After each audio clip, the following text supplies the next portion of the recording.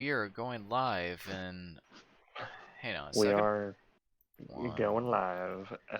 We are going live in 3, 2, 1. Oh my god.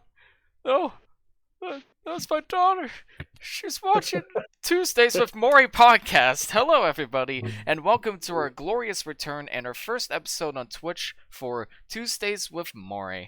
I'm your host, Ian Taylor. Joining me tonight is my lovely co-host, Devin King, and returning guest, Stephen Beeson. How are you all doing tonight?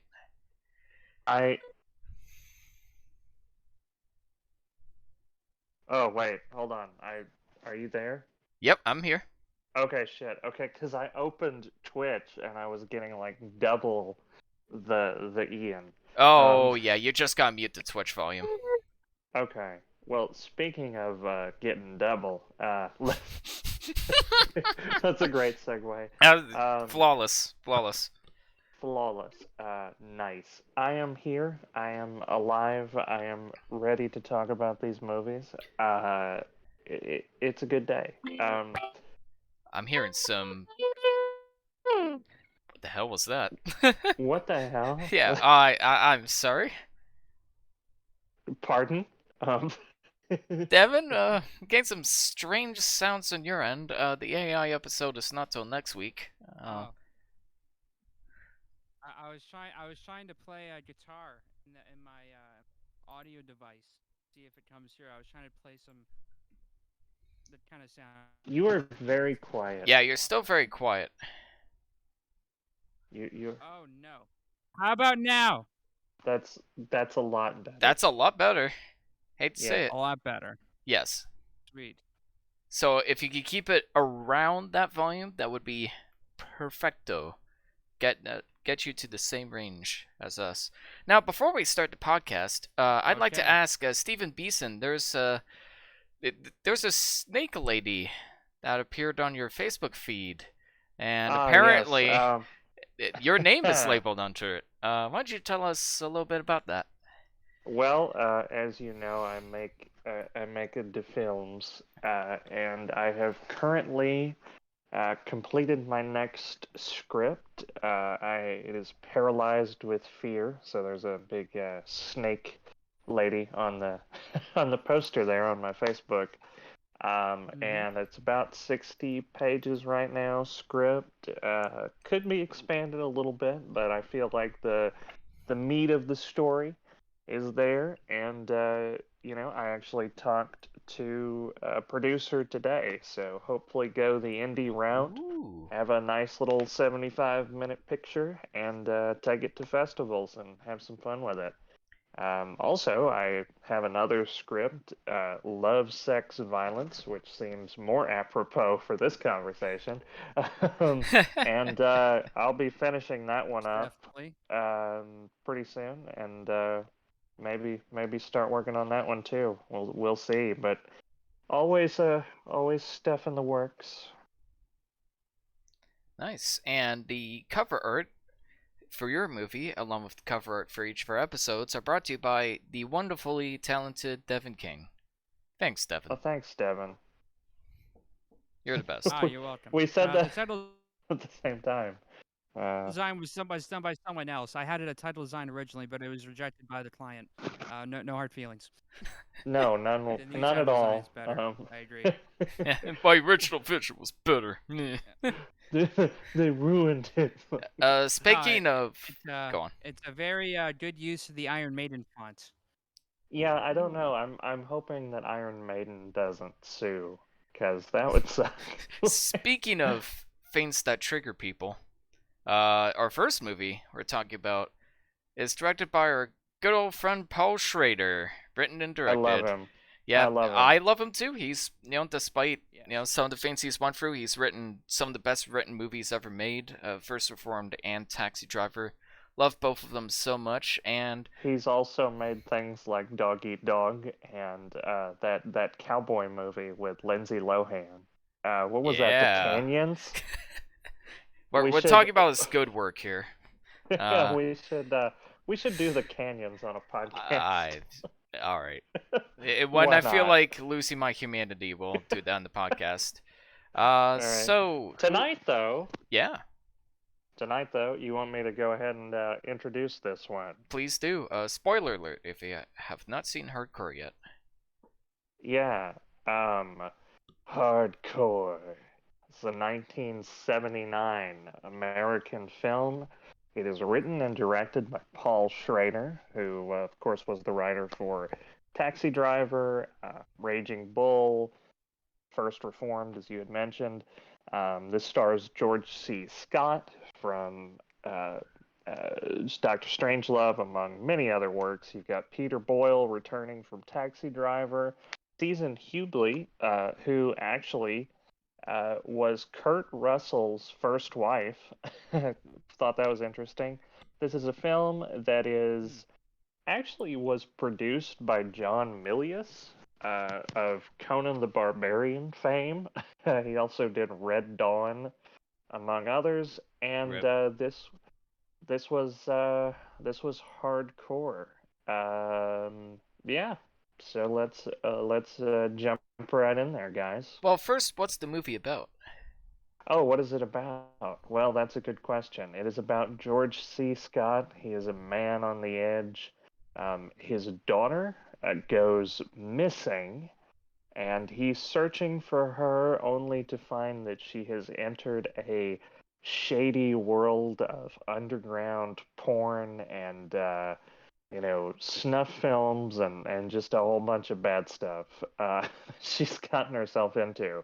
And I think, George C. Scott, he's very much a straight-laced, kind of conservative guy, very devoutly Christian, and definitely the stuff that he's going into is certainly out of his wheelbox, wheelbox, I don't know. Mhm. It's not the norm for him.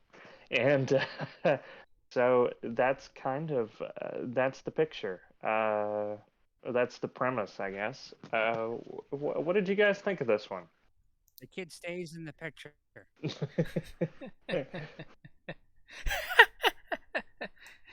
Well, I like to say off the bat. So we have an interesting concoction of American and Canadian films in this. We're 30% Canadian content as mandated by our government. Although I got to say, Michigan looks a lot like Ontario. This was all double checked because I thought I swear that I thought I Devin, had been there you're before, but the still country, a little too quiet, and especially you're that kind in winter, and out that's a very constantly. Canadian Sorry. looking winter by our standards. So I had to double check, but this was actually filmed in Michigan, which oh no. Yeah, Oh, sorry. how about now? How do I sound now? Yeah, you sound better. Hello? Hello? Okay, what happened? Where did Devin go? Did you not hear what he said for the past little while? No, I mean, he's been cutting in and out. Check. Check. We're here. Check. Sibilance. Check. There he is. Oh, Check. Okay. There he is. It's all going down to hell. Okay. So, hello. You're Everyone else's much Twitch better. streaming. How am I You're now? much better. You're much better. Okay. We apologize for the technical errors. Okay. So where was I? So.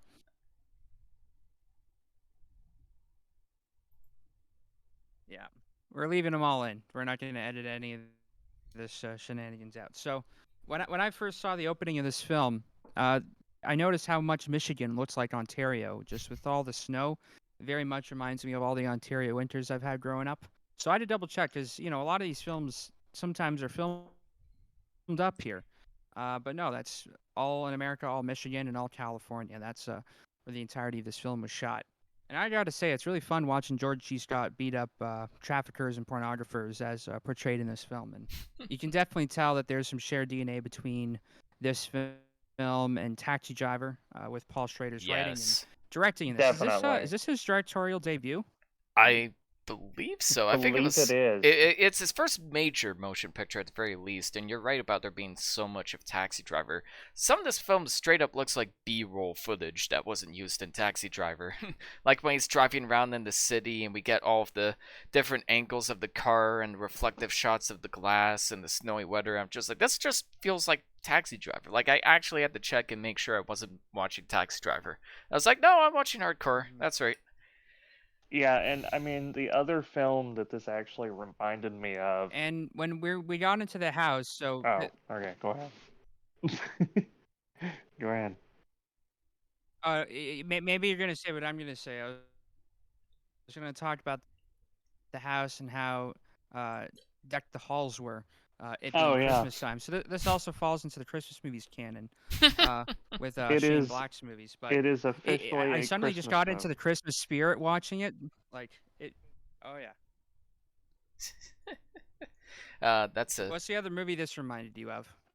This actually reminded me of, and I think I'm the only one here who's seen it, but Cruising, William Friedkin's Cruising. I haven't seen it yet. Which, yeah, so that actually came out in 1981, which I thought was kind of funny.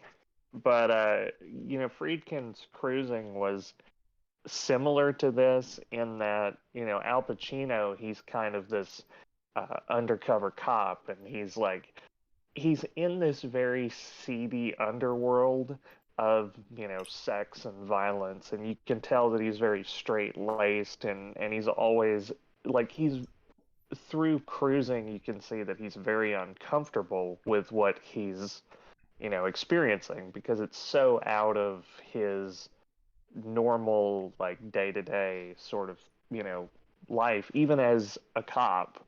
And so for Hardcore, I really noticed that too, that George C. Scott, I feel like when I was watching it, and there's a scene where he sees his daughter on this screen, in this porno theater, and I thought it was actually incredible acting, because I mean, George C. Scott is basically completely acting against himself, right? That part's true. And Peter Boyle, I mean, Peter Boyle is there, but he's in the back of the theater. So, I mean, this is all George C. Scott, and he has to react as if he's really, seeing his daughter. And the thing that struck me about George C. Scott's performance is I almost felt like his reaction, I think his reaction based on his character wouldn't be that much different if he just happened across it. I got the impression that he was very, prudish, but I think knowing that it was his daughter just really cranked it up to 11. And I think trying to, do that kind of a scene and put yourself in that kind of a situation by yourself, you don't even know that what was playing on screen was playing on set. You know what I mean? Yeah. And so that really impressed me, and it really reminded me of just how seedy and uncomfortable the world was around him. And it kind of reminded me of Cruising in that aspect. That's interesting, because I hate to say it, that's the only scene where I was pulled away from his performance, because Really? it felt very Okay. theatrical to me. Like that joke about Yeah. people overacting in movies, he's just constantly grabbing his hands, and there's huge crocodile tears coming out of his eyes. He's blinking constantly, and it didn't feel genuine to me at all, personally. Well, I thought and it was see, kind of laughable, to be honest. real This okay. doesn't feel like a genuine, shocking response to seeing your daughter on the screen. It looks like someone acting to have a genuine response, but Well, no, and I mean, Well, I kind of get that. I mean, I kind of do, but maybe for the time it would have been a lot more compelling. That's how I feel about a lot of this movie, is that I wish I saw this movie when it came out, because I feel like a lot of its impact has been lost over time.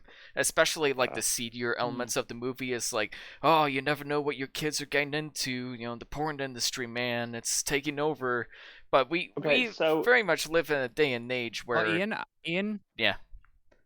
One thing I would say, disclaimer: none of us are fathers, none of us have daughters, That's a fair so we point. wouldn't know No, yeah. exactly how That's we would also a fair feel in the point. situation. And I think if we were, we might be looking at this differently. We'd probably have our own kind of feelings about it. I'm pretty sure, and that's the thing about, do you believe it, or are you just unable to relate to that circumstance? I think, That's fair. you know, That's Well, fair. I mean and that is fair. Like the one thing that I would say, and this kind of goes back to what I was talking about cruising, is it's not just the character. Like it's not just George C. Scott. It's not just, Al Pacino or whatever. You can tell that when you're watching hardcore, you can tell that the director himself um, feels uncomfortable, like with the world changing around him. And it Hmm. shows in the camera direction. Um, when you see George C. Scott and he's walking down, the streets at night, Yeah, those are the and best moments for sure. yeah, well, and also, I mean, like you were talking about with the theater scene, it's like for us sitting here, and I mean, again, not fathers, but it was like funny to me because I thought that the scene that his daughter was going to be engaged in, I thought that it was going to be a lot worse. Like, I guess, because I had Yeah. seen that clip kind of out of context, but of just his reaction.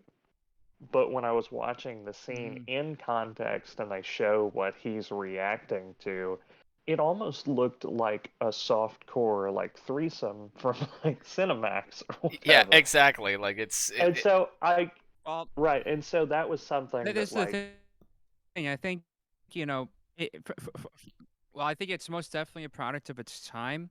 It also oh yeah, feels realistic. Like that would yeah, be a that's true. starter type scene for someone getting into the business, willingly or not. well And yeah, and like it I think for the context of the film and the time it came out, it's played very realistically, oh and definitely, yeah. that scene is kind of melt for all the is melts for all the marketing. Like that's what you see in the preview, and they always just cut in his reaction to it. You don't see what he's seeing except in the film. I think the scene Yeah. itself is tastefully done for its time, just kind of Oh matter of fact. definitely. Yeah, yeah, definitely. Yeah, absolutely. Um And I agree on like the Although realistic the feel. way Sorry. they market the film, they milk that scene quite a bit. But in context, it's tasteful. Hmm. well, And and it's also All interesting because things it's like again considered. that scene seems tame, but like as he kind of descends through this like Dante's Inferno, like you get to the point where there's people who are just selling straight up video of murder, and it's like yeah. it you can tell that it's Yeah. it's kind of that slippery slope, that he's getting into this really uncomfortable world. um it certainly goes from bad to worse, I would say. Speaking of Yeah. which, we had a comment from Matt who's listening. Hardcore sounds a lot like 8mm. He's referring to the film with The Nicolas Nick Cage A Cage. little bit. I film, think Yeah. directed I could see that. I by by mean, by, by Joel Schumacher. it There's some was. similarities for sure. I could see that. I mean, kind of. Um, yeah, I thought Cruising. I could see 8mm. I could see Taxi Driver. Like there's definitely some kind of uh, nuances from similar projects. Um, I wanted to talk about the neon lights and the use of practical lighting and neon Yes. colors, the cinematography. I mean, I was floored with some of that. I Yeah. was really impressed. Absolutely stunning. Lots of long takes. Everything feels Oh really yeah, believable. You can tell like they didn't get extras. They just went out onto the streets and just shot everything. Everything feels so believable. And yeah, everything from definitely. a technical standpoint, like is it definitely a standout. Like even the use of like the background noises and sound to add to like the character's uncomfortable feel as he's basically descending into a world beyond his understanding. And that part of it I really adored, like all of the build up leading Mm-hmm. into the seedy underworld. The payoff Yeah. wasn't quite worth it for me. In my opinion, it got a little silly towards the end. It got a little Taken-esque, a little bit, like, much better than Taken, but kind of a similar Right. concept of, just find the right people and beating them up. Like, that wasn't quite the payoff I was hoping for, I guess. I want something a little... Well, I mean, more It believable is is a hard way to put it. satisfying, though. It's entertaining. I mean, Yeah, it's after entertaining, they but it build kind of up loses its who these tastefulness. people are, it's well, yeah. I wouldn't say it's well, we'll do some comparison here in terms of taste and realism or not, but it is just on its own. It's satisfying to watch George C. Scott beat up these people after oh yeah, and I seeing loved. how they've I love the one violated scene. his daughter. Although she may or may not have volunteered for it.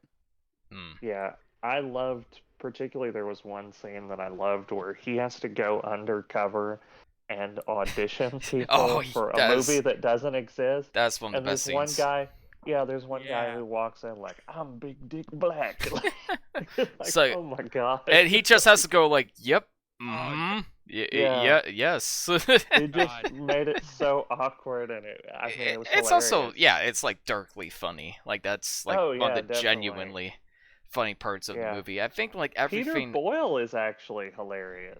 Oh Like, yeah, he's great. He certainly has a bold entrance. Yeah. I mean, it's Peter Boyle. He always has a bold entrance in his movies. Well, and he was also, if you guys remember, he was in Taxi Driver. He's Wizard. I was wondering where I recognized. We call him Easy Andy because he'll do anything for a nickel.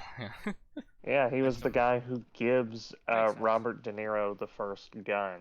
Yeah, no, he brings him to the guy who gives him the first gun. He brings him to the salesman. Okay, gotcha. Actually, kind of it's been a while since I've seen that movie. I gotta rewatch it. Oh yeah. Kind of a funny story about Taxi Driver, just as kind of an aside. The scene where like Robert De Niro gets the gun, and then like that's his first gun, but then he goes and buys a gun from a guy named Easy Andy. Yeah. Okay, that's it. Easy Andy is the salesman. Who's the guy who will do anything for a buck?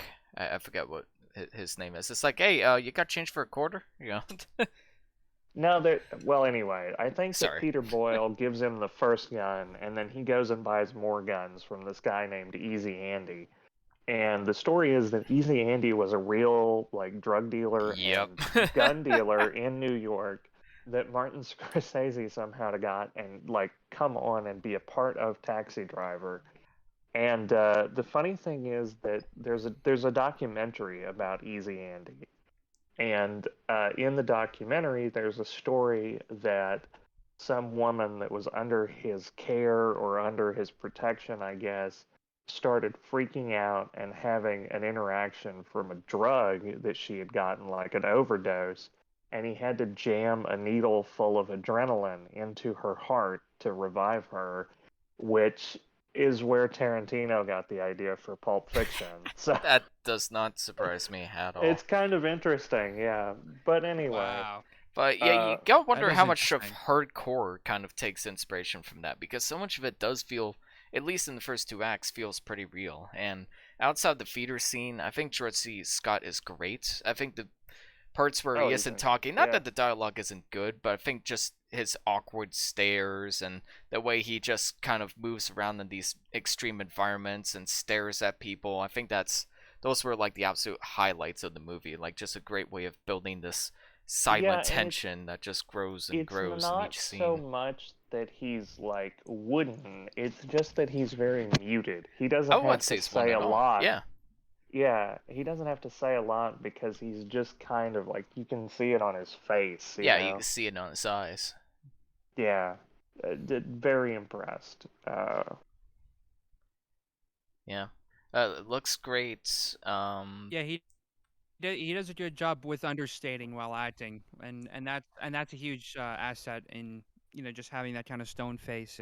It leads a lot to the imagination of what he's thinking, what he's feeling. Mm-hmm. But it isn't so stone-faced that it's like, oh, this guy just isn't even trying.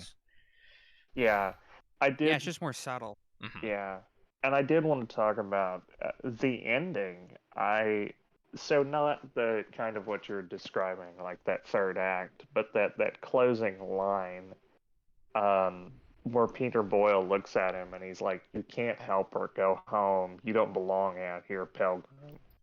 That was such a just like haunting line. I don't know why, but that really worked for me as far as just like what a way to end it. I mean, this was something that I you see a lot in 70s films, not so much in films during the 80s, but in the 70s, I think, America was changing Yeah, a lot and of we people were were miserable.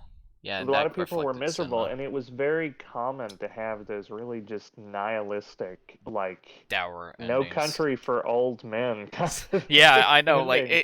I always think like people complain about No Country for Old Men's ending, but if Yeah, you showed them like it films reminded in the me a bit of '70s, Chinatown as well. yeah, a little Yeah, bit. And I mean, in like the 70s, a guy could, serve in Vietnam in a movie, and then he comes home and it's like he gets shot down in a 7-Eleven or something. It's yes, like, people complain about No Country for Old Men's ending would get driven crazy by films like this or Chinatown or no, oh yeah, The yeah. Conversation, which we also talked about in the podcast. Like those would drive him fucking Well, insane. Like No Country for Old Men Blowout has too. Yeah, like a perfect bow tie on its ending compared to those movies. definitely. Hmm. Um, man, I love this one. Uh, so do we? Gosh, are we gonna rate this or what are we doing? I feel comfortable rating it. Okay. So it's a Well, compelling movie. there's some Sorry, go. other interesting things that I had written Oh, please. Yes, please. down. Well, so there was one scene that I thought was interesting, and I decided to write this down. But is part of it's a sect of Christianity, I believe, right? That's right. Yes, I believe so. Yeah. So he has an acronym of things that he believes. Like, so he was talking with this girl that was helping her find this other guy, um, and they were talking about beliefs.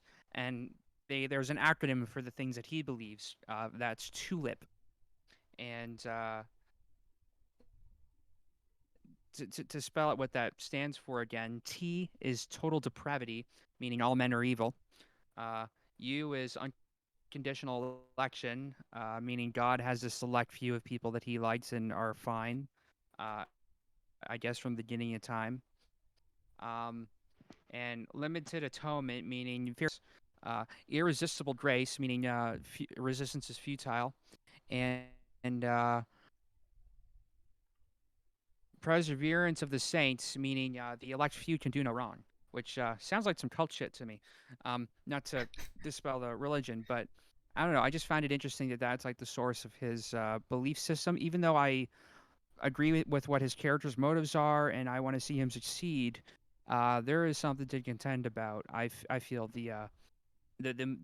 just some of those ideas there. So I was just wondering if anyone Well, I think it's pretty had any obvious. thoughts on that. Yeah, well, I think it's been pretty well established that, Martin Scorsese and Paul Schrader and a lot of those guys have worked on these kind of movies, grew up in very kind of devoutly Catholic, Yeah, they're very you know, Catholic themselves. well, I don't know that they still are. I don't know, but I know that that was definitely a part of their childhood, and so a lot of probably what they're pulling from. I mean, especially with like Paul Schrader making something like First Reformed, and Scorsese making something like Silence. You can tell that their faith is very important to them in terms of their filmography. I mean, even if you look at something like Taxi Driver, Robert De Niro's character, carves crosses into the bullets. Cape Fear, which was a Scorsese film, like he has a Hmm. giant cross tattooed on his back. Oh, fun Um, story about that.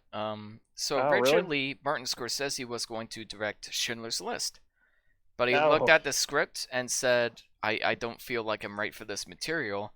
And they looked at mentioned Wow. they were remaking Cape Fear, which was one of his favorite thrillers, and he said, "You know what?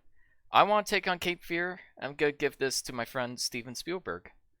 And that's what I happened with Schindler's List. And some people think it would have been a lot better under Martin Scorsese's reign. It would have been different. I don't know if it would have been well, better, but it would have been I different. could Mm. I could see Schindler's List by Martin Scorsese being good. I could not see Spielberg Cape Fear being good. Yeah, That seems very, I don't even very. like Scorsese's Cape Fear that And much, to be honest. I think it's good. I think and it's. Go ahead. Sorry. I think arguably Spielberg was right to do Schindler's List because he is Jewish, and Mhm. that film is very much about that and about what's happened Yeah, to their people. definitely. So I think it just made sense that someone with a Jewish background would as difficult as that was. And this came up when we did the Jurassic Park podcast, but he made Jurassic Park and Schindler's List at the same time, or like Yeah, I think he was in filming Schindler's List while in post production for Jurassic Park, which is Is crazy that how really well true? both Like of that those is films came seriously? out. 100%. Yeah, That he'd take is that is helicopter rides he back and was forth between sets in That's different countries. incredible. Yeah. from That- wow. yeah I mean, I can't even imagine he that. was in post production of yeah. They were creating CG animated dinosaurs while he was trying to depict the Holocaust. Uh, See, that's what I Two was that's thinking. very insane. different tones. They should have had like a Inglorious Bastards Hmm. crossover where the army ran like showed up on dinosaur back. That would have been a Yeah, great yeah. movie. Get Atom Magoyan to go snipe some dinosaurs. That's what I want Yeah. to see. Um, That's the sequel I want. No Fast and Furious and Jurassic Park where, spin-offs. Uh, yeah. How do you stop the Holocaust with family? Final thoughts on Hardcore? And then he Uh, got a So, okay, just like one aside there. I know that joke sounded bad, but there was a guy who actually wrote a spec script and wound up going to Hollywood because he wrote the Fast and the Furious time travel back to the World War II, and it was called the Fast and the Furious, like Führer. And Is this real? this is real. No, he You're got fucking with me. no, it's a Academy real. Awards for both films. How do you like that? He wrote he wrote the script and he Excuse wound me. up getting oh my god, he wound up getting a picture deal, like not to Wow. make that one, but he made a comedy with Vince Vaughn. But his script just went viral, and this is real. You can Google it. He wrote that Vin Diesel and the Fast and the Furious gang went back in time because during Nazi Germany there was a race that was called the Master What's Race. this, And rat race? no, Master Race. Yes. Because the Hitler joke. Oh It was terrible, It but was a different time. yeah. Well, anyway. Yeah, back to hardcore instead of Vin Diesel fighting Nazis. And Vince Vaughn. And Vince, right. Um, so I am going to say that I loved this film. I love George C. Scott's performance. I love this kind of gritty 70s, just dirty kind of vibe. I loved Peter Boyle. Season Hubley from Escape from New York. I mean, the cinematography, the lighting. I love the dorky, like, flowery Hawaiian shirts and shit. I just 70s, loved it. baby. Yeah, love the just haunting closing line. And that Mhm. is why I'm giving Hardcore a 9.5 out of 10. Nice. I enjoyed it a lot. Solid. It's very well done. Wasn't quite as engaged as I wanted it to be. Some scenes felt a little bit dated. Not That's fair. necessarily in the offensive sense, just in the sense that they've lost their impact over the years for me. But then again, I'm not a father, and I'm not as religious Sure. as George C. Scott is in this movie, but I Or couldn't Paul Schrader. quite feel for him as much as I wanted to. Some of the side characters were also kind of dumb and useless. The tone can be a little over the place, especially in the third act, but overall very compelling. The cinematography, the setting, and George C. Scott definitely carried the movie, and I'll definitely be checking it out again. But I think for now I'm gonna give it a 7.5 out of 10. Fair. Devin, you have to take the average here. Come on, what are you thinking, man? Ooh. Well, I thought that it was a very compelling, take on this whole dive into the seedy underbelly that is the red light district and the porno world. And I do think it does have some resonating things to say for its time.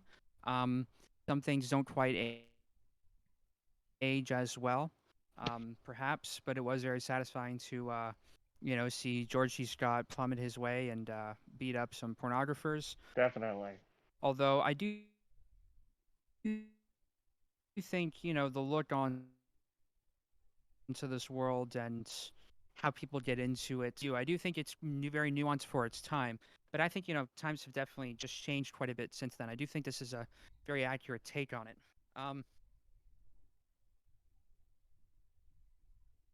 Well, Ian, what did you give it again? I give He it gave a it a- 7.5. Don't worry about my And score. I'm- Worry about yours. Okay. Yeah, I gave it a 9.5. Yeah. You know, what do you think? I was thinking 6.9. Oh, Oh. that Oh. rough. Oh man. So Is that serious? still... Yeah, I was thinking that. Yeah, I mean, despite the solid performances, and actually, I did really enjoy some of the stuff with with how the production was being filmed when these college kids were directing stuff as the wallpaper was falling down, and he said, "Forget it." And I did find that stuff kind of fun. Maybe I just disagree with some of the commentary that's being made, or I just find some of it like a bit outdated. Like I said, it's still good for a time, but I think there's more to be said that this didn't quite say. Yeah, it's a little Um, Oh one-dimensional. wow. Okay. Maybe. This is I still this think it is was worthwhile look though. this is one of the most controversial like films. We're all over the place. I mean, I haven't I wouldn't go that dipped far. below, I haven't dipped below 5, so 6.9 is still a positive for Yeah, me. 7's still a Nice. good It just score. wasn't my thing. Yeah, Yeah. nice. Absolutely. Yeah, Now, a 6.9 is nice, and then everything above that is excellent. So this was a nice for me. Nice. nice. Very nice. Very appropriate. You did that on Very purpose. appropriate. So, the next movie we're Definitely. talking about is from a fellow Canadian, French Canadian, called Adam Egoyan. I think I'm pronouncing that right. If I'm not, I apologize. There's May I lots of introduce this one? Please do. Spoilers. All right. So this is the adjuster from world-renowned, world-acclaimed Canadian filmmaker that you've never heard of, Atom Migolien, as That's it. our teacher would say. Actually, that's not how it's pronounced as well. It's Migolien. Adam. It's Adam Agoyan. It's Adam Agoyan. That's Oh. just it's very standard. I don't know what it is. So this is a funny story that I remember a professor would say that apparently at the film festivals people would chant his name like Atom Migolien. I think he was just trying to get us hyped about this guy. And to his credit, I do find his stuff fascinating. Mhm. It's just I don't know. I don't know if that story's true. I couldn't find any evidence of it anywhere in my extensive research behind this film. But after we had talked about it, serendipity would have it. Sometime after we learned about it, I found it in the freaking Dollarama of all places. Really? And on it was like the cover of the one woman who's like half naked, surrounded by kids. And this was in between a bunch of kids movies at the Dollarama. So I thought I better pick this up just so no kid accidentally picks it up. Oh, I'm just trying to keep the kids Oh, safe good. That's the Likely reason. Yeah. story. from this film. But no. In all honesty, I do think that this is a fascinating. So the plot of this film, is a guy named Noah, which is a very biblical name for some reason. He is an insurance adjuster. And if you look to see the post I made on Discord, title drop about 5 minutes in. I've been collecting when the titles are dropped in the movies. I couldn't get subtitles for hardcore, so I just put the title of the movie in there because I like the red gradients in there. But yeah, about 5 minutes into the adjuster is when he says that the title. And he's an insurance adjuster for people whose houses have just burned down.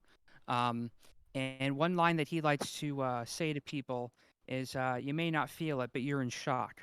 And this is to help people kind of get reaccumulated to their life and their situation that they're in.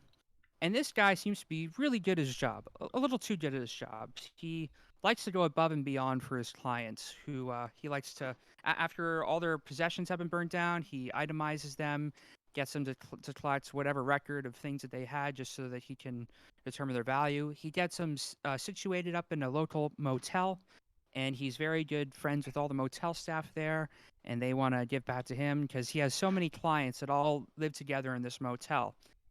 He even goes above and beyond to comfort them in their new situations, either by just talking with them or sleeping with them. Mm-hmm.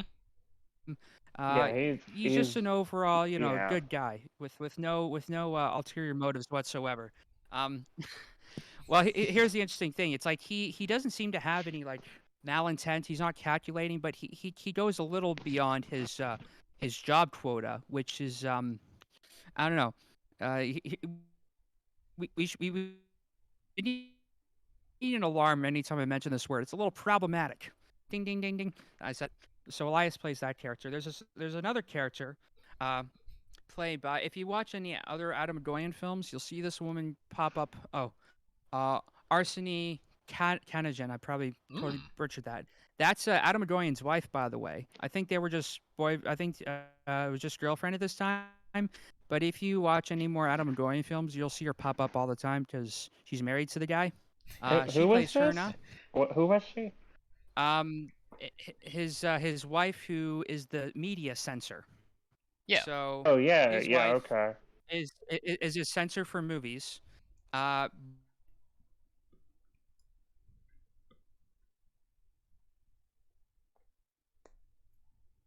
which basically means she watches porn. It's an interesting our priority anymore. It's categorization. So she goes to work and she watches some pretty intense stuff. We never see any of it. It's just done Mm-hmm. through sound design, and there's some pretty compelling sound design in these sequences. But she also videotaped some of it, which is really odd. And her employer's, natural thought is that she's excited by the material, but actually she just takes it home to share with her sister to show her what she does for a living. They don't seem to like enjoy it in the same way that the others do, which is kind of an interesting point. There's a lot of interesting things in this film, and I'm probably just mumbling incoherently at this point, but I do think it all Probably. adds up Right. and makes something interesting. But what do you guys think of it before I go continue? Well, Yeah, go ahead. You go first. well, uh, so Atomic Goyan, and like I'm a huge fan of some of his earlier works. His later work, not so much, but The Sweet Hereafter is phenomenal. Um, Mm-hmm. Exotica, also great movie, very underrated. I also didn't mind Chloe. I actually think that movie's kind of underrated, personally, but a lot of people really didn't like it for some reason. But I gotta say, I was kind of let down by this one. Like, it kind of reeked of first-time filmmaker problems, where the tone, like, you could tell, like, Atomic Goyan just didn't quite know what he wanted to do with this movie.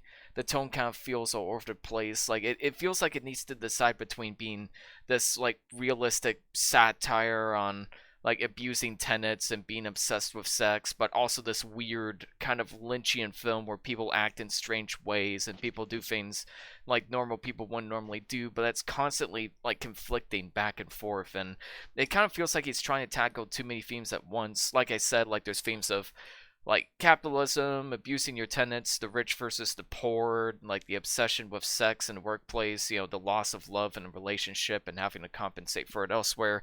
It's trying to tackle all of these things at once, and it's kind of like what Aaron said about Mank a while back, where it feels like it's just trying to be the best movie ever made, and it should have just been a movie. It should have just been the director's vision. But he's trying to mix all of these things together in a pot, but it just doesn't feel like the hurt's quite there. Like, say what you want about something like David Lynch and how confusing and strange those films are, but except for maybe Dune, I argue you could never make the argument that his hurt wasn't in it. You could tell like he put his heart and soul into his creations, and I just didn't quite get that vibe of this movie. It kind of felt like he was just trying to harpoon off of more ambiguous filmmakers, more clever filmmakers, but his vision wasn't quite there yet until Sweet Hereafter, which is like his magnum opus in my mind, and that's definitely feels like a film with a focused vision, and you could tell like he knew exactly the kind of response he wanted out of that movie, and I don't quite feel that way with The Adjuster. It's kind of a mess. It's a beautiful mess. There's definitely a lot to appreciate, but unfortunately it's a mess altogether. I just didn't connect with any of its themes or its characters because of it. So, I gotta agree with Ian. I'm surprised on this. I went in like I fully expected to really love this film. It looked interesting. I thought that there were a lot of interesting ideas and themes. But as the film sort of played out, um, and like you were saying, Ian, it was like there's themes of like violence and Oppression, voyeurism yeah. and depression and deviancy and all of these things, and I think that those are interesting ideas and themes, but I also feel like I have seen those themes done before by more capable hands in probably more interesting ways. um and I don't know. I mean, this was my introduction to Adam Agoyan, so maybe I did myself a bit of a disservice because I do want to see his other works, but this was kind of like it did kind of remind me like of David Lynch. It reminded me a bit of like Michael Haneke in a Mm-hmm. way, but again, I think those guys are a bit more self-aware when they do Absolutely. things like this, especially Lynch and especially Haneke. Um, and I thought, like, I didn't know what to make of this. There's a lot of surrealism that doesn't quite add up. Even when you're watching something like Lynch, um, there's parts of it that are like, oh my God, I don't have any idea like what that was. But even something like Mulholland Drive, if you think about it and you take a step back, you can go, well, okay, I kind of see what he was saying there, and maybe this means that. Mm-hmm. This one, I didn't have that reaction. I watched it and I kind of walked away a bit empty. Like I didn't know what a lot of it meant. There's a lot of symbolism centered on this guy holding a toy bow and arrow. There's like there's a scene where one of the or the adjuster Noah holds up his hand to the house like as it's burning, and I get the impression that that's supposed to mean something in a very deep and kind of psychological way, that I'm supposed to feel some connection, but it just didn't. Like, I don't know what I was supposed to be looking at. I don't know what I was supposed to feel. Mm-hmm. Um, Speaking and of it's not. Schindler's Well, the one List, thing I would yeah. say, and this is a bit of a weird film to be introduced to Goyen on, and that's completely my doing. The film that we saw was Exotica, which I think hits home and connects in some slightly more tangible ways. What's interesting with this was not his first film that he had made. He had made a handful of films before this, and this was him trying to make something quote unquote more normal or more accessible Oh, wow. from his Okay. earlier stuff. Wow. Um, he succeeds better on like later on. The Sweet Hereafter might is I think objectively probably his best film, and it, Mm-hmm. it absolutely hits home in a more tangible way. And with Lynch, he does such a good job. Even though you don't literally understand what's happening, you are left with this tangible emotion through the way he uses music and imagery, and you Right. feel something. Where this, maybe it's a little too subtle, or maybe it's not fully done that it reaches that level, but you can tell that there's something there. And Mm-hmm. I will say, this isn't Yeah. my first time watching it. It's been a while since I had seen it, but upon like rewatching it, there were some things that connected a little bit more. They made a little more sense, but you really have to really have to pay attention to pick up on some things, and Well, and that I'll was do a little bit of mental gymnastics, even admittedly, but I do think that there's there's a lot of things to be contended with, but I think there's some interesting ideas here. Like the one scene I remember that Ian and I were introduced to in class, the one that our teacher decided to put up was the one with the this rich couple. This rich couple loves doing all these kinky things out in public, Mm. and the first thing that they do is the husband dresses up as a homeless guy, and she comes up in a red dress, and he molests her, and that's their going outs for the That day gets them uh, off. Yeah. yeah. activity. So yeah, interesting. And he's a photographer. I do as creepy as like he is going to this one house that's in an underdeveloped thing, which by the way around here we've had those for the longest fucking time, just like these developments of like empty lots with like a few houses that never got built. They Mm-hmm. eventually did, but that's a very Ontario thing as far as I I can see. But Yeah. and there's other places that are like that too, but something about it just really felt like it was close to home in a literal sense, Mm. in an unnerving sense. Technically, it was. But Sure. yeah, Yeah. there are some little technically, yeah, but there are little Easter eggs that I noticed second time coming around. So skipping way to the end, um, there's the scene where he's burning down the house. And I do think his commentary there is a little bit meta, not quite fourth wall breaking, but he talks about this is when the character in the film gives up playing house. The mask he's wearing shows up on the TV that Noah was watching Oh uh, yeah. on the thing, and its list number is 666. Ah, So Subtle. that's a that's some yeah. very Very subtle subtle. symbolism there. Yeah, a lot of Uh, the symbolism, I disagree that the symbolism is too subtle because it's also heavy-handed for me. Like, so much of it was heavy-handed. Like, mhm. the iconic scene of him shooting the bow on his tenants, it's literally like the guy abusing his tenants and just, it's like you're all just, you're all just sheep. You're all just animals to this man, tough guy with a bow up above. Like it's just so much of it is heavy-handed and uninteresting, and like Well, and there is something there. I completely agree with that, and I think everything from a technical level is really great. Like the film is like a good tech demo, but the themes feel very confused. Like there is something there, but it's just kind of lost in this nonsensical vision, and I just can't quite connect with anything because of that, despite how much the actors like tried to take it home. Like how did well, you I mean, first off, did you notice who the adjuster is from, what the adjuster is from, the actor?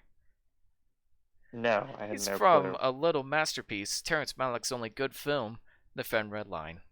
And he's just as fantastic in this as he is in that. He plays the general that has to be fired later on because he wouldn't do certain orders. And he's So great in this I too.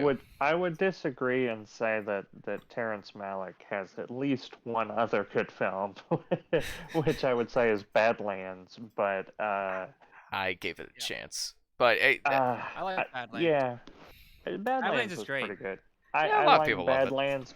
I like Badlands because it gave us True Romance, which is one of my favorite films of all time. That's true. But I'm also on the other side of the fence where I love Tree of Life, and I know many people loathe it. So So there's I that. It's haven't really pretty. looked at a lot of Terrence Malick yet. I haven't made that jump.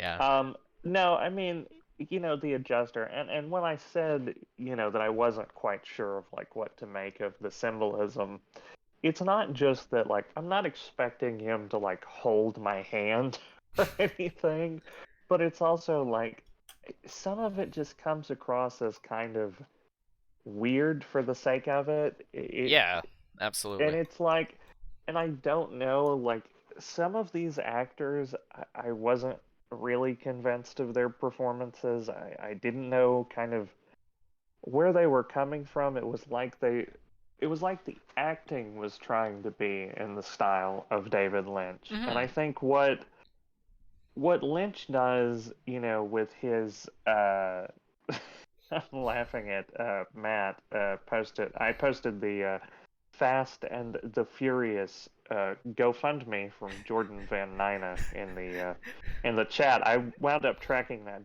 We're down. going to teach Hitler the value of family. Thank you, Matt, for Exactly. the Thank you, wonderful Matt. jokes. No, Love you, but yeah, where was I? Yeah, it just there's so much kind of like 50s sitcom stuff that like you would see in Lynch. I mean, there's like that whole Yeah. thing with the guy who like walks around and he takes pictures of people while they're sleeping, and it's like, come on, Yeah, man. but that the thing is, that's balance of more like realistic moments, like Well, buildings I burning mean, down, or people going into a subway and reacting weirdly to this couple acting a certain way. Like, it's not no, consistent. Do you want this to like be a strange David Lynch movie, or do you want this to be more realistic? And he doesn't really that know. was Yeah, that was kind of my thought. I mean, there's moments that, like, I hate to say this, but there were moments that felt like straight out of like Tommy Wiseau for me a little bit. Like, I once. I mean, legitimately, Well, just what like, scene in particular caught that, made you feel that way? well, I mean, pretty much like there's the scene where she's naked in front of a bunch of children, and she's Yeah. like playing patty cake or something, and I it's thought that was trying to be I thought that was sexual. funny.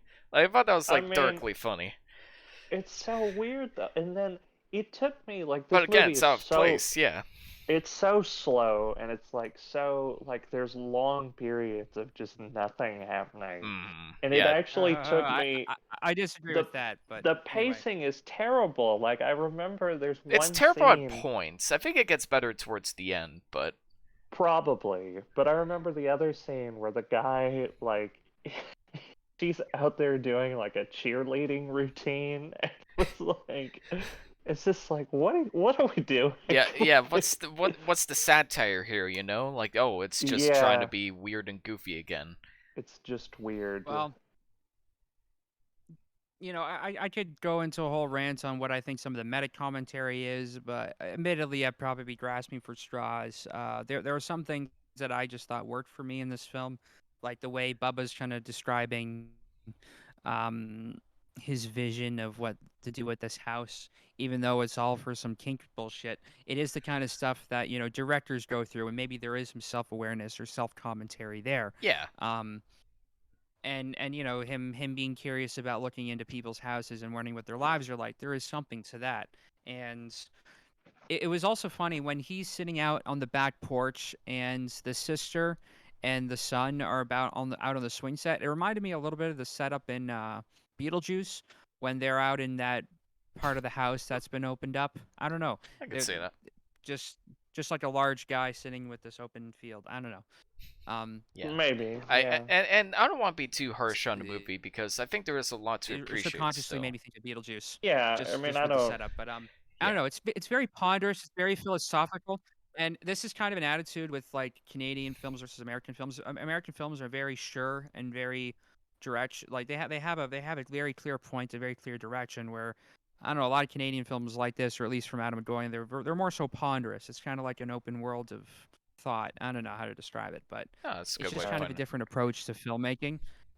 Definitely, And yeah. yeah, and the more of these films you watch, Steven, the more you realize that like Canadian cinema in the '90s is a very small world. You can guarantee Don McKellar's going to show up somewhere in it. He's the young censor that pops up in this, who does the interview. He shows up in damn near every one of these movies. So And many. I do want to So read what out was the hell? What was I Cronenberg doing in the '90s? That would have Oh, he been was Crash, right? I think that he was 90s. Crash. Yeah, Yeah, Crash. Crash was Scanners. No, Scanners He also 80s. has a cameo appearance in this movie called Last Night, which is how I would describe to be Canada's Armageddon, which we should talk about at some point. So Oh there's yeah, that's a yeah, good one. so the '90s he did Naked Lunch, M Butterfly, Crash, and Existence, which we'll be talking about next week. Existence, yes. And there's I'm trying to think, was it Nightbreed? Was that gonna drive me nuts? Yeah, so Nightbreed was 1990, and I've wanted to talk about that for a while. He actually acts in that one as a psychiatrist. Oh, Um, Nice. yeah, he's a crazy psychiatrist who kills people, and it's it's a very bizarre, weird, little independent film that's Sounds like Cronenberg to me. Fun. just finally getting a little bit of a cult following. But Yeah. yeah, so Adam, I felt bad. I mean, I couldn't get into this one. I do plan on searching out his other works, and hopefully those will maybe resonate a bit better. I know you had said to check out Exotica, Sweet Hereafter. Definitely. So Those two for hopefully, sure. Those two off the bat, I think, are yeah. definitely So more put together than this. I This can is, tell that, yeah. yeah, I can tell that he has like a vision, or that he has like something that he's getting across or trying to get across. It just didn't quite work for me. The cinematography is decent. Decent? I thought that Yeah, I was mean like it's a what carried the movie. Well, you also happened to watch it in a pretty butchered format, and so did I. It actually wasn't well, until afterwards I realized it's on Criterion Channel and it's a nice HD upload. I'm like, shit, Yeah, they that's have what a I okay. watched it on. subscription. I It should have looked watched great. it Okay, there. because I don't But have Criterion Channel. I had to like track this down, which if you don't have Criterion Channel, it is very hard to find. it So is, and Sadly, it does not surprise me. my DVD copy of it looks like looks terrible. It's a poorly encoded early like format DVD. I think it's that's even cropped a little basically bit. what I was watching, and I And mean, yeah, so I will say the camera direction though is really interesting. There's some kind of interesting things with that, and sometimes the humor does work. Um, so yeah, it's okay. Yeah, I uh, think everything from a technical I level think is great. I think yeah. I think if you see his other films, you get a sense of kind of what his direction and his vision is in those films. And if you come back to this after some time, Definitely, yeah. Yeah, you'll see some ideas connect a little better. That was my experience watching this, where it's like, I don't know what the fuck this is, but there's something here. I can't process it now. Let me come back to it in a few years. So that's what my experience was kind of coming to this. It took me, it took me a while to come back to this one, I'll admit, but I knew I wanted to. So that's why I was dead set on talking about it, because I know there's something here, but I was apprehensive because I didn't know if it would all connect. But I do think those make for more interesting discussions, because you try to grasp for things and you try to make stuff. Like, Sure. I think there's a reason that our teacher only showed us clips of this one and didn't have it as the full like. But when we were in school, he'd introduce us to the guy with clips of one movie, and then he'd show us like another one in its entirety, and we'd talk about that one. So yeah, I kind of pulled an Yeah. all switcheroo here. yeah. Well, and yeah, I can see like the building blocks for his other movies. Like I think the themes of like depression and kind of the hopelessness definitely reminds me of the Sweet Hereafter, and obviously like the emphasis on Hmm. sex and voyeurism is a big part of Exotica. It's like he took like bits and pieces of the themes he explored in this movie and fully explored them in their own movies instead of just trying to stuff it into one place, which I think it Yeah. really held this film back for me.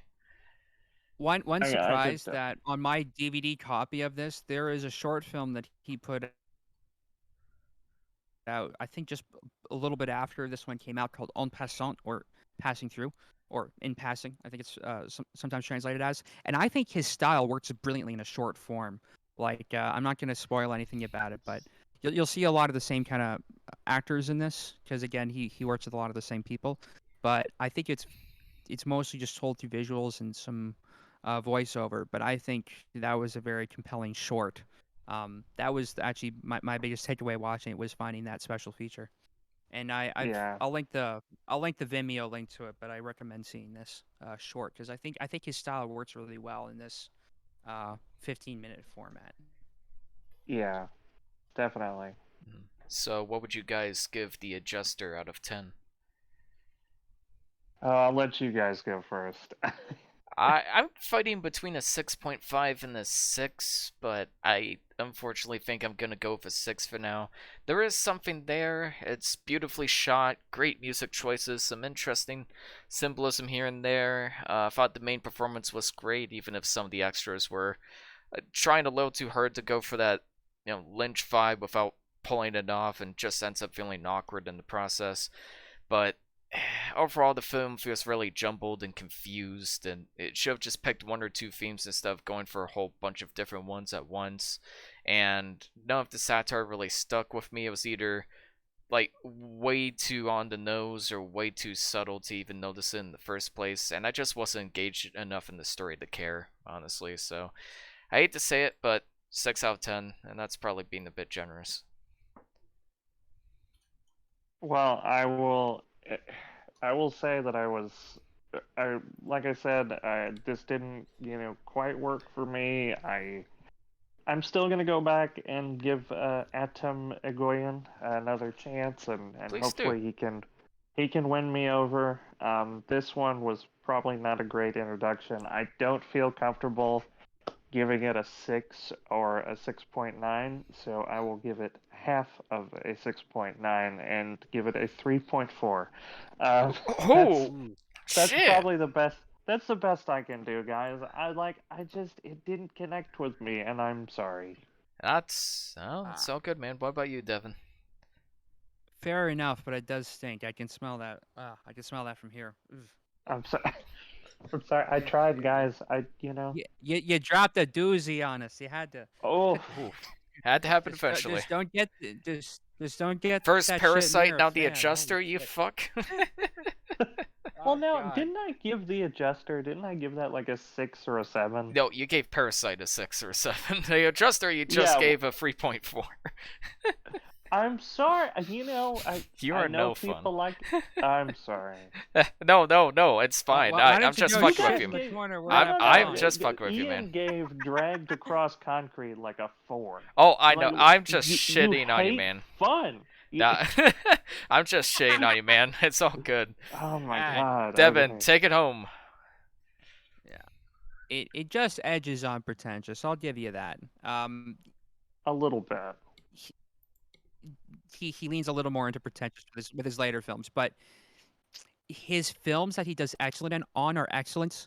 The other ones that he does where you can tell that he's using the same kind of language for material that doesn't earn it reeks with pretension. So, this kind of sits somewhere in the middle. It's far from his worst, but it's far from his best too. I'll give it a 6.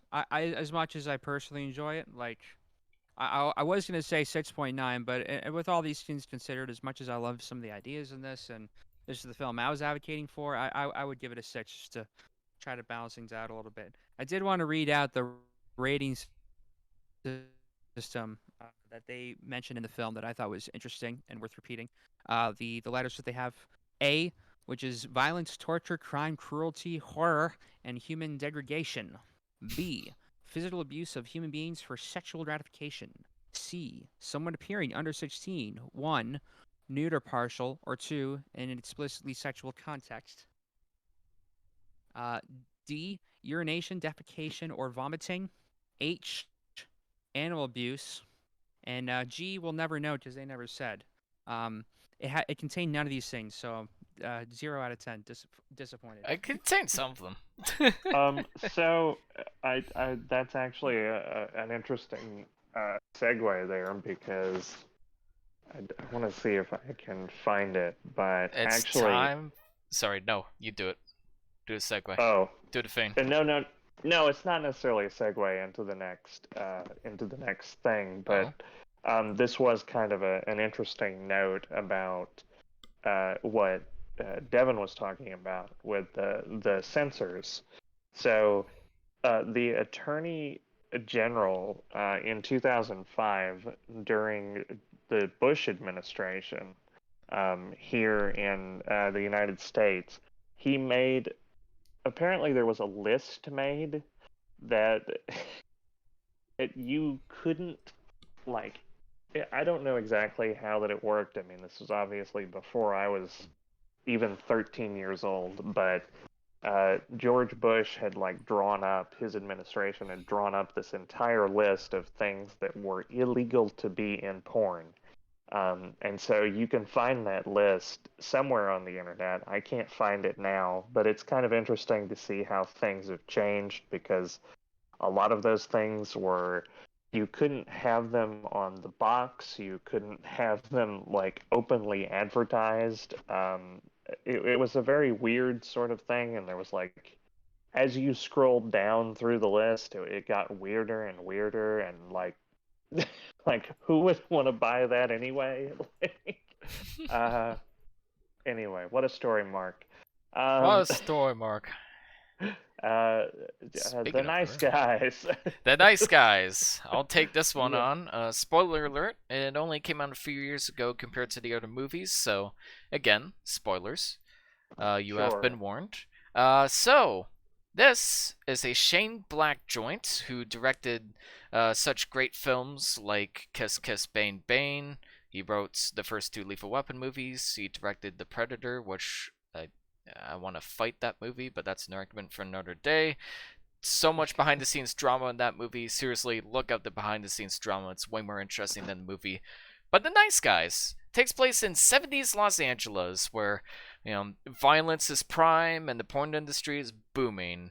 And this centers around the disappearance of a missing girl and the mysterious death of a porn star. Whereas Ryan Gosling plays a pretty shitty private detective that is constantly messing up his job and is currently ran a cold case on a missing person, especially after Russell Crowe, basically a tough guy that takes on jobs involving beating other people up, beats him up and forces him to promise not to look for the girl anymore. That is until Russell Crowe's invaded by Keith David of all people, and a crazy bad guy who I wish was in more movies. And Say he beats up London, Ontario's own Ryan Gosling. yes, that's true. He is Almost Canada's greatest treasure. I mean, he's London, Ontario's One of greatest them. treasure, at the very One of least. them. Yeah, And definitely. he gets wrapped up into the missing girl, so he hires Ryan Gosling to help find the missing girl, and hijinks ensue. I saw this movie in the theaters, actually. I had no expectations whatsoever. It was basically a time where I would just go to the theater every other week, and this was way more interesting than the Angry Birds movies, so I'm like, yeah, yes, I'll take the movie that doesn't look like vomit on a stick, thank you. And I was pleasantly surprised, and I still love this movie. It's one of the most quotable comedies of the 21st century. It's Russell Crowe and Ryan Gosling are so great together. I know it's such a cliche thing to say, oh, these two characters that don't get along play off each other so well, but their chemistry is just so perfect in this movie. And it's got a very interesting mystery to it. There's a lot of fun filmmaking. The cinematography is surprisingly really good in this movie. I thought there's some surprisingly clever visual storytelling that I really wasn't expecting. And yeah, this film's such a blast. It's not perfect, but holy fuck, do I enjoy this movie. But what do you guys think of the Well, Nice Guys? first of all, I love Ryan Gosling. He's literally me. So Your personally, profile picture, Literally you all of don't us. say. personally, I don't remember much about filming, but no. So for me, I mean, I've always been a bit of a fan of Shane Black. I loved even as far back as his Lethal Weapon films. I was a fan of those. I was a fan of Kiss Kiss Bang Bang, which I would arguably say is a little bit better than The Nice Guys. I still love The Nice Guys. There's another one that I think, yeah, Shane Black, Shane excuse me, Blaine.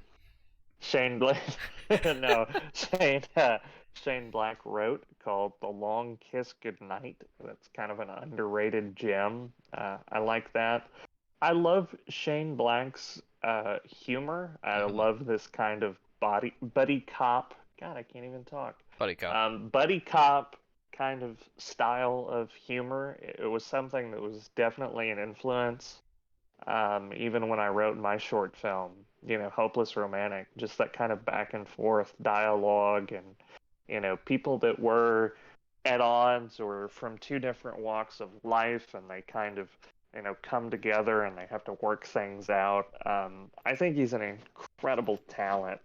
He's an incredible writer. His dialogue is hilarious. There's so many memorable moments from this. I mean, even when there's like the kid who pulls up on a bicycle and has like wants to be paid $20 to Hey, look at it's his like, dick. you want to see my dick? Nobody wants to see your No, dick, nobody Chair. wants to see your dick. That's the reaction you'd expect. But what makes it so much Yeah. funnier is that it's just a very deadpan, like, he's just kind of miffed about it. Like, nobody wants to see your dick, and Jared. I mean, and I think what's so funny is, I mean, Russell Crowe and Ryan Gosling, they don't seem like they would be good together. I mean, that's not any disservice to either of them. They're obviously both fantastic actors. Mhm. But to see both of them in a comedic role playing off of each other is incredible, because most of them, the two of them, the most of their filmography has been very dramatic stuff. And they have this incredible, what feels like very genuine comedic chemistry. Like they're just having a blast with each other, and it really shows through. The cinematography is incredible. The camera direction is great. Mhm. The set design Is I mean, insane. that big like party. there's Oh so my many God. extras. They've got like the perfect actors to replicate Earth, Wind, and Fire. Like this Yeah, exactly. it's a modern comedy that has this much work put into it. Like you don't see a lot of modern comedies that have this kind of style. And I said No. this, like And so I many think comedies are the- so bland these days, but the- this movie just The really production pops. absolutely sells the time period. They get the look and the feel of the Oh 70s yeah, totally right.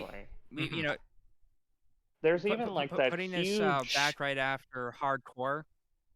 Yeah. Like, There's like, like, even like, that. Go ahead. I'm sorry. Everybody loves the nice the guy. lag here is awful. Goddamn. No, it's good. I'm not buying this nice guy app, pal. That title You drop said is the like, thing. what You was said that the title thing. drop? I said the thing. Oh no. I'm And fascinated by the that's title why drops. we I have don't to know why. be Superman 4, The Quest for Peace. 22 Oh, minutes in. That's when he says the title. yeah. But anyway, their first encounter was by far is still one of the funniest scenes of all time, where he breaks his arm The again, scream. and that Yeah. fucking scream he makes. Yeah. Yeah. And you my learn so God. much about the It's- characters and their interactions and how they do things. It's very clever, like exposition wise. And it's like just how unprofessional Ryan Gosling is and how professional Russell Crowe is. Like everything's just mapped out in his head, and Ryan Gosling is constantly having to improvise, and because of that, Russell Crowe's just always a step ahead of him. Well, and I mean, also, I mean, not just the comedic chemistry that they have when they're delivering their lines. There's a surprising amount of physical comedy that never It's strays basically over the slapstick. line. Once Well, you think about it, but yeah, it's never it's overdone. It slapstick. feels believable. Like I Right, it never steps over the I line want of to being thank like this too movie goofy. for being the first movie to realistically represent what happens when you break a window. I want to thank the Yeah. movie for that, because that's what happens when you Yeah. break a fucking window with a little wrap around your arm, and you just break Yeah. through it. It's like, oh, it's a lot of blood. And I remember in the theater I was going like, wait, what? And it cuts them in the ambulance. I was like, favorite- really? My Wow. favorite was when he's on the toilet and Russell Crowe comes in and he kicks the door open And it it just immediately flings closed back. Which apparently was improvised. Like the door was just being really difficult when it wasn't supposed to be.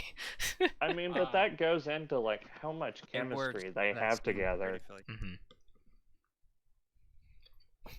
And also super Margaret great scene. Qualley is in this. Yeah, from Once This Upon a is- Time in Hollywood she- fame. She's incredible. I wonder if this was maybe an influence on Tarantino casting her for that. 'Cause 100. she's He's a also huge Shane Black fan, so that wouldn't surprise well, and she also Probably. plays a hippy dippy '70s chick in this. me. So Who's also kind of an idiot. So there you go. yeah, definitely. She's actually Hideo Kojima's Death Stranding. She actually has a bit of a cameo. Oh yeah. Yeah, isn't she in that. love with like the doctor in that movie or something? And sorry, Well, I it's say a- that movie. It's a basically a movie. but cinematic. It's a cinematic movie. experience. It's a game. Yeah. Yeah. Sorry, in the Yeah. game, I think that's the role she plays. And I was surprised. She's in it. Guillermo del Toro. is Yeah, in Mads it, of all people. Mikkelsen is in it. Like what the? It's got such a Norman huge cast. Reedus? Yeah, Yeah. Troy Baker, which Yeah. isn't too surprising, but he's in like Yeah. every major video game release now. But back to the Yeah, movie real but quick. One of the things that surprised me the most is that I get driven a little bit nuts about movies that represent like certain periods in time as perfect. Like, oh man, look how great things used to be. And at first, I kind of got that vibe when he was just like, "Yoo-hoo, I love Yoo-hoo," and it felt like the film going like, "You remember Yoo-hoo? Remember how great Yoo-hoo was? Remember Yoo-hoo used to be great once." remember but berries. but Yoo-hoo! it actually felt surprisingly conflicted in that sense, because conflicted with that is like themes about like the abuse of like women in the porn industry, like everybody trying to get involved, like even children getting involved, and the corruption of the police force, and how people like tried to use that shitty fake movie of them like trying to get a message across was hilarious, but Yeah. also like kind of I feel like that's the point, where it's like everybody's overreacting about this like really shitty porno with like a really blatant message that everyone's kind of fighting over. Like there's some definite like satire in there, but Definitely. it felt very believable in that sense. Like, and I Oh, yeah, again, I wasn't definitely. expecting that for a modern silly comedy where Ryan Gosling screams, but his scream is also just the best cinematic screaming ever. Chef's So kiss. yeah. Yeah. So, I mean, the other thing that I liked, there's one scene, and again, it really just goes to show like how funny this film and how that it works when it really shouldn't work. There's a scene where Ryan Gosling starts hallucinating, and he turns like there's a bumblebee in the car with them, Which is and it's played by Shane Black, and is a Mhm. guy in a suit. Like it's not even CGI. it's not even CGI. It's It's an actual bumblebee I suit. thought it was Hannibal Buress. no, Isn't it Hannibal Buress? I thought it was Shane Black. I know Shane Black is in the movie, but I just assumed that was it, because it's like, oh, he just wears a mask so he wouldn't get noticed. Maybe it's No, just his no. voice. I think it's Hannibal Buress voicing him though. Okay. Maybe Shane Black's in the suit, but I think Hannibal Buress voices him. Yeah, he's probably in the suit then, because like that definitely feels like a director cameo Yeah, kind of role. Hannibal Buress is the voice of Bumble. And the funny thing is, that Yeah. comes back. Like, I really wasn't expecting that to come back. I was expecting it to be like a low random moment, but it comes back when he like searches for the gun as kneecap. It's like, why would I have a gun by my foot? Oh, I hallucinated that. Then wait, yep, definitely hallucinated that. And there's so many, kind of remind me of Edgar Wright with all the like really clever build-ups and payoffs, and even the Visual you will, gags yeah, and like the stuff. you will never be happy, like fading out to you will be happy, motivating him at the end of the movie. Like it's just like such a surprising attention to Yeah. detail. And I think their acting, I mean, again, their comedic chemistry. There's like one scene in particular towards the end, and I saw Bill Burr talking about The Nice Guys, and he specifically referenced this scene at the end where Russell Crowe and Ryan Gosling they clink their beers, and it's like on to the next adventure or whatever. Hallelujah. And so I forgot the exact context, but Ryan Gosling says something like, "So you decided to start drinking again," or something like that. It's like, yeah, feel And great. yeah, but Russell Crowe, his delivery of that line, there's like so many, and this is what He Bill feels Burr was drunk. talking about. Like he seems actually Yeah, drunk. Like that's another 'cause thing in his this movie, is that like drunk acting is usually just like, oh, you give the actor a beer and they act so over the top and they're just like, oh, they're drunk now. But there were certain scenes in this where I'm just like, was Ryan Gosling just hammered for the steak? Like he well, just Ryan, completely sells Russell the drunk character. Russell Crowe looks at him and he's like, "Yeah, I feel great." Yeah, like his eyes and his Yeah. drowsiness. And it's so funny. I mean, it's So yeah, funny and also uh, kind of sad. Like there's a very sad vibe to this movie. Like the end of the movie, it's just like, well, kind of. Kate Beckinsale got away, and none of the Yeah. killers were really brought to justice, and Well, Russell Crowe was brought back to drinking again. And it's like, is this the Big Lebowski? Is this well, secretly a sad ending? I think the dynamic. Well, I mean, I will I say think the this. Sorry. dynamic with his daughter kind of establishes that. I mean, well, the first shot of Ryan Gosling, you see him kind of in the tub, fully suited, and after he comes out from the one woman's house after taking on her case, even though she's pretty sure that her daughter is dead at that point, um, he asks his daughter, who's the one driving him there, says, "Can I ask you a question? Tell me, just tell me straight. Don't be nice just because I'm your father. But am I a bad person?" Yes. That's so I mean, great.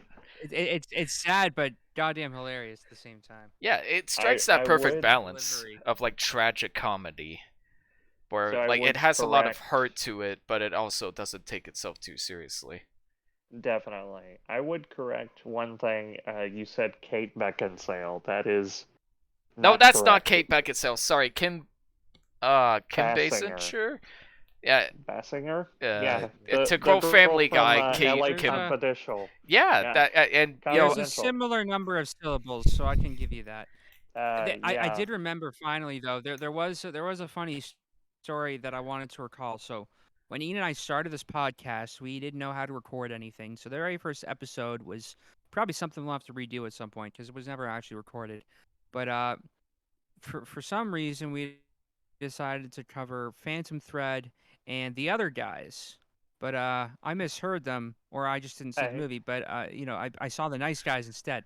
So and that was the last time that I'd seen this one. this is a better movie, to be fair. So you Just made the right choice. Well, I because mean, yeah. we kind of missed an opportunity there for the nice guys, the other guys. Yeah, I don't even And something else. something else. Yeah. That would've Captain been fun. Hindsight. So we got to talk about the little kid in this movie who.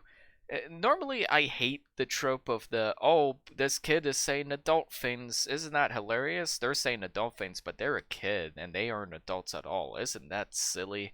But I actually gotta say she does a pretty good job selling it. There's some really dumb moments I don't like, but for the most part, it rides that fine line of being sweet and funny. And her chemistry with Ryan Gosling is so good in this movie. It's like, Dad, there's like whores here and stuff. It's like don't say that. It just say, Dad, there are whores here. Like he's not even upset that she said like the word whores. Like he's just upset Don't that say she and said it and stuff. Like that's what drove Yeah. him insane, not the fact that she technically swore and Then called someone a whore. and then she goes and corrects the actual horror when she says the and stuff. Yeah. I'm just calling her that in the context of the movie of the character she plays. She would be Yeah. the one she's referring to. Don't say and Steph. Although I gotta say, the I- moment. Sorry, go on. I just love little callbacks to dialogue like that. It kind of Hmm. it doesn't make the joke redundant. It kind of reinstates it and makes it it just makes it a call and response and or that whole element in writing just helps make it feel more complete. It's those callbacks that really solidify things. I Set up and also payoff. That's what I was looking for. Yeah, and I also love that one joke where the kids won't answer them. They're all protesting, which is very appropriate for the time. Like everybody's Yeah, it's caught the up in 70s. like Vietnam hysteria, It's and they're like, like, we can't answer you. We Pollution. can't breathe. no, it's like, what are you guys protesting? I We're don't all know. dead. What are you protesting? The air, The the air. air. Like the guy doesn't even know what they're protesting for. Yeah, exactly. Yeah, Ow, fucker! It- I'm sorry. I thought you were dead. yeah. No, I mean this So film. quotable. It's so quotable. It is great. It's- And where he just I- tosses the gun out of the window. I lost it at that scene. Yeah. I would argue that I think Kiss Kiss Bang Bang is the slightly better buddy cop. I haven't seen it in a while. I'd say I enjoyed them about as much for different reasons. I will say one thing Sure. that drove me insane, and it's on par with the gymnastics scene in The Lost World, where she's like, "No, you don't kill him. You're a good person," and he doesn't kill him. It's like, no, I'm sorry, no. This man tried to kill you. And B, I don't buy that your character would do that at all. His comment about like, congratulations, you were saved by a little girl, like almost saves it, but it just, I really didn't buy that change in that character at all. It felt kind of forced and really stupid. And I like, mean, I that liked where they feels were very nitpicky going for it with honestly. that. Yeah, it's very nitpicky because that's the kind of movie it is. It's Yeah. a really great movie. It's incredibly well paced. It's more than 2 hours, yeah. which shocks me every time I watch it. Like, it doesn't feel that long at all. Like, it's Yeah. so brisk. Definitely. Oh man. I mean the production design. That's another thing that like we talked about. We kind of touched on it, but I mean, even that scene, like it almost reminds me of like Once Upon a Time in Hollywood with Brad Pitt Yeah, driving at night. the car show was like The car show, insane. Like it's such a fun action incredible. set piece. The women in like the mermaid tank thing. There's also there's one scene with What were you Ryan doing? Gosling. I was chasing the mermaids. Like, duh. I Yeah, was chasing the mermaids. Like, he has such an right. assurance in his voice. Sorry, go on. No, but there's even a scene, and I don't even know if you guys noticed it, but like there's this scene where Russell Crowe and Ryan Gosling are driving at night, and you can see this backlit billboard as they're driving, and it's Jaws 2. And does anyone remember this? Yeah, I remember that, and that came out that same year as I well, know if that's I'm what not I'm mistaken. saying. It's just Nice the attention to commitment detail. to Yeah, detail. Yeah, it really shows you that. yeah. Although I will I mean, there was say, so much. those driving scenes were obviously green screened, if I got nitpick again. Ah, Well, Once Upon a Time in ah, Hollywood has that over the Nice Guys. All the driving I will scenes are say that. completely That's real, fair. and that, which That's is fair. insane to me. That's fair. But I mean, it really I guess does. a I mean, nitpick, yeah. Even there's go on. no, you go on. Yeah, even the villains are really fun in this movie. Like, they aren't complex or, like, super interesting, but they're so much fun. Like, the guy, the crazy guy in the first half of the movie is so entertaining, and he fits the tone perfectly, where he's like, oh, hey, here's a goldfish. You want to eat it? You want to eat it? Yeah, you gotta eat that, you fuck! I'm like, who's this guy? I want to see him in more Yeah. stuff. And There's Keith also David the is, like, thing- surprisingly intimidating in the movie, but... I like how he looks to Keith David. Can you tell this guy to act like a professional? And then he looks at him like with yeah. scared disdain. Like, yeah, I'm annoyed. I'm as annoyed with this guy as you are. Yeah, right now. it's like, He's- I got he's work just, this guy. I You know? can't do much about it. But I also I gotta say, just how well, I think he's more appreciated now these days. But Keith David is such a great, character actor. He just shows up in so Oh, many different definitely. things. I He's mean, always solid. Also, have discount you guys seen Ash. The Thing? Yeah, of course I have. Yeah, he's great in that Yeah. too. Discount Ashton Amazing, Kutcher yeah. was good. That guy reminds me so much of Ashton Kutcher. I genuinely thought it was Ashton Kutcher. Like, it's not even funny. Like, he's got like the same build, the same haircut, the same colored eyes. I think even like it's just really bizarre. He's a better actor than Ashton Kutcher, but that was really bizarre to see. I also liked the performance of I'm forgetting her name, but there's an actress who comes in and there's this Was she the whole. cop? Was it the Dirty Cop? I don't. She's the black woman that comes in and Yeah, they she's have this Dirty whole Cop, thing with yeah. the gun, like bouncing the bullet bouncing around. Yeah. The Why'd you throw cold coffee on me? I got it from the pod. It was hot. Like, so much humor coming from things that are like, here's how this situation would actually go. And I'm just Oh, like, why don't more definitely, movies do stuff like this? Well, it really has this. I mean, it's really not afraid to just be silly with it, and you can tell it almost feels like as much fun as it is on screen. It almost seems like it had to be fun Yeah, behind the I scenes want to see a as gag well. reel of this movie. The Blu-ray didn't come with Oh. one, unfortunately, but I really want to see a gag reel. It's Damn. gotta be like Hot Fuzz, where the gag reel is 15 minutes long. Like, I can only imagine. Yeah. I mean, I think that there should be a sequel to The Nice Guys. There was Honestly, going to be I a feel TV series. Fun fact, there was going to be a Oh TV my series, God. but the movie did Wow. not make much money at the box office. I think Well, it that was is either a big flop dumb. or it barely made enough money. Thanks to Angry Birds, the movie. Thanks. That is, we are living in the Wow. worst timeline. Yeah, this movie is rated Can R, I- to be fair.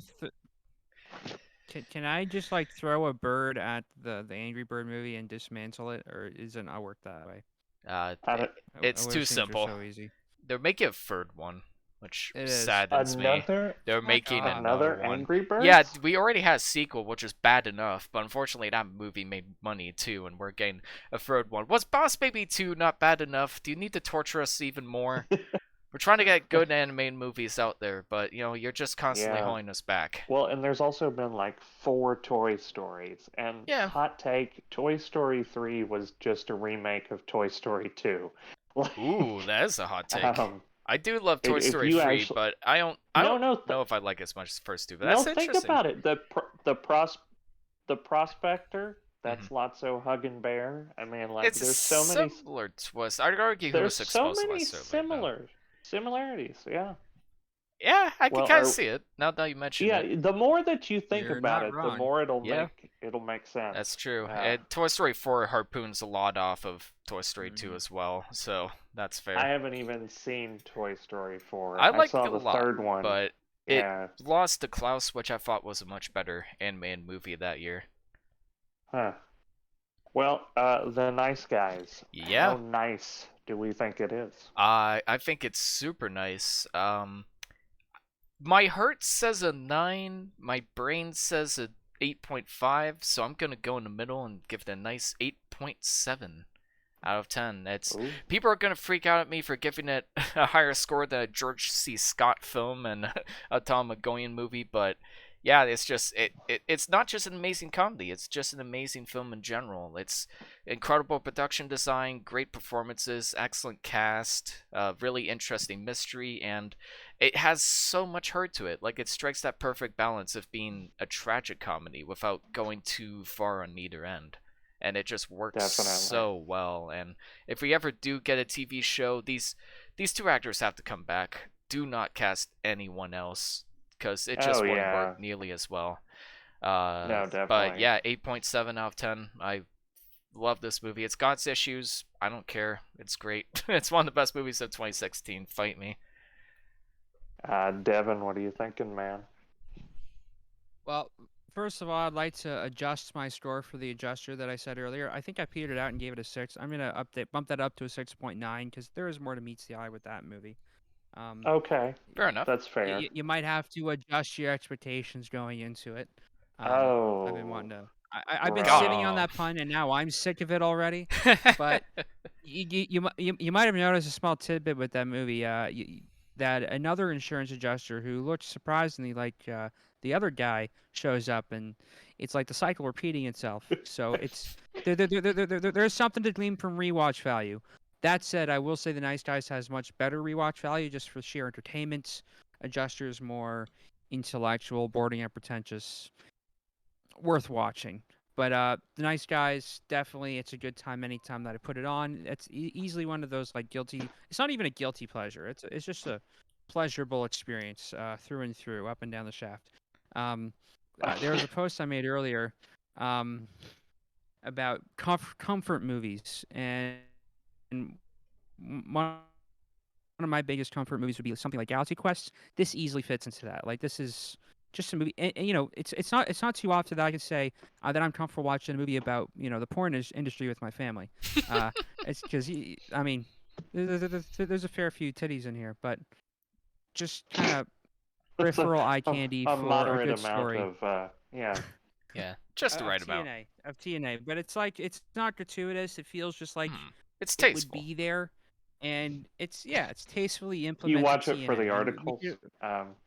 I No. I watched it for the articles, but no, Yeah. I think the comedic performances from the two leads again, who are better known for their dramatic stuff, they're not a pair that you would expect, but they play off each other brilliantly, and just the timing of the comedic setups and just having these realistic flubs turn up in action scenes that would make sense. That's just some fresh writing. Like, Shane Black knows how to make comedic beats out of action, and also at the same time make the action feel more dangerous because of these unexpected flubs that occur, that you know just things like happening that aren't supposed to, like the guy just missing the pool and falling onto the concrete next to it instead and turning into Yeah. a blood pancake. um Yeah. it could happen. It could. And he pulls that balance of realism and comedy very well. So this makes it a very rewatchable, very enjoyable experience. And man, I did see this in the theater. I almost forgot that I had, and it was fantastic. And couldn't wait to get it on disc afterwards, and I finally did. So I'm gonna give it a solid 8. I think it's just a great rewatchable movie. Nice. What about you, Steven? Well, I did enjoy it. I think the comedy works on pretty much every level. I enjoyed the lead performances. I enjoyed the physical comedy. I enjoyed the chemistry between the two leads. I thought the production design and trying to recreate that feeling, not just the city, but like, I mean, not even just like recreating these massive sets, but just the feeling and the mood of really putting you into this Los Angeles underbelly and still having a good time with it. I really liked this one. The only thing that I would nitpick just a little bit is that I feel like Kiss Kiss Bang Bang might have been more enjoyable for me, but this is still a incredibly entertaining and fun movie and well worth rewatching. So I'm going to give it an 8.8 Nice. out of 10. Glad you guys enjoyed it. Glad it holds up so well on another watch. A few announcements. Steven, Go on.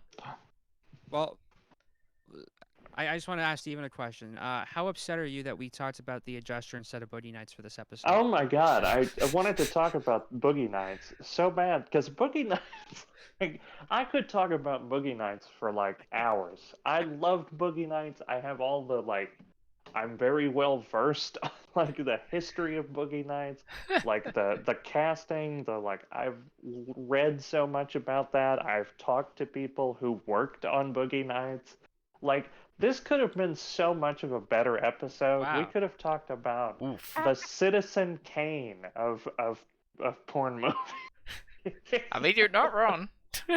I mean, no, and I don't know. I thought all in- I thought it'd be interesting to talk about like about all the other type of movies that isn't Boogie, because everybody no, and has talked about Boogie Nights. I feel like and it's a great movie. I love that movie too. But and I'm mostly joking, but I was really prepared for Boogie Nights. I'm not gonna lie. But that's why I put it in the background there for you of the banner. Yeah. Well, eventually, we'll get there. Save the best for last. Oh yeah, definitely. Yeah. So I'm gonna adjust my adjuster score now. Not Boogie Nights 10. All right. So this Friday we're doing a birthday podcast for Devin because it's his birthday, and we have some movies to talk about, including The Green Knight, and potentially, if I get a chance to see it before Friday, The Suicide Squad, which I will be watching in theaters. After all, you did it. You won me over with the shark, so I will be watching it. I may be there, actually. Yeah? I mean, not in person, but I may watch The Green Knight. You'll be there instead. Yes, do it. I'll be there in spirit, yeah. I recommend it. Expect the right mood. Ian and I got to get out. Yep. And it was an enjoyable time. We got to go see it in advance for this week, and I just wanted to talk about it, and it's my birthday coming up, so fuck it. Yeah. Happy birthday, Devin. Yeah, happy early birthday, man. Yay. And next Tuesday, we're going to be back because of the artificial intelligence trilogy. That is a terrible robot voice, but we'll be discussing the artificial intelligence trilogy. We will be discussing 2001: A Space Odyssey. We'll be discussing Existence from David Cronenberg, and we will be also discussing robot waifus with Ex Machina from A24. So, Thank you, Daryl Isles, for suggesting that episode and winning the poll finally. Thank you so much. We will be doing more polls in the near future, brought to us by Mr. Beeson of Beeson's Dogwood Studios, sponsored. He took over the polls just to even out the democracy on this platform, because we tend to oscillate between full democracy or dictatorship when Ian's not in the mood. But Yeah. So Don't throw me under the bus like restoring that. balance to the force. no. Oh, I just I- wanna say I mean, this that sums it up. episode Feel was- So. free to bury me under the depot. No, This, that sums it up, this though. episode was brought to you by Beeson's Dogwood Studios. Thank you for listening. And also, first, a message from Raid Shadow Legends. Is it the Legend 27? Oh, It's the man, I Legend wish. 27. I heard the Legend Yeah. 27. Over 500 In case- playable, unlockable champions. That you had to pay millions of dollars to unlock. Like Star Citizen. So, does anyone play that actually? My 'Cause I friend in know- my one D&D game plays Raid Shadow Legends, Oh my god, unironically. because I see that, like, so, I mean, it's every channel. Like, they must have an incredible amount of money going to marketing. Yeah, all the money went to marketing and not the actual game. Oh yeah. That's hilarious. Some Yeah. love games nowadays. but, I'd you say know. I'd say the real value. I don't play the game, but the fact that they, support so many creators through that sponsorship. I mean, I think that's pretty cool. Yeah, But pretty yeah, cool. it's a little, it's Little it's a slimy. little ubiquitous, and it's kind of a meme at this point. Just hearing I think it definitely is. Yeah, a Legend Raid 27, Shadow Legends yeah. sponsor. All right, well, thank you guys so much for having me. I will hopefully see you Friday, but if not, I will see you Tuesday. Is it Tuesday yet? Good night, everybody. Take care. Stay Have a great stay night. tuned for Conan O'Brien.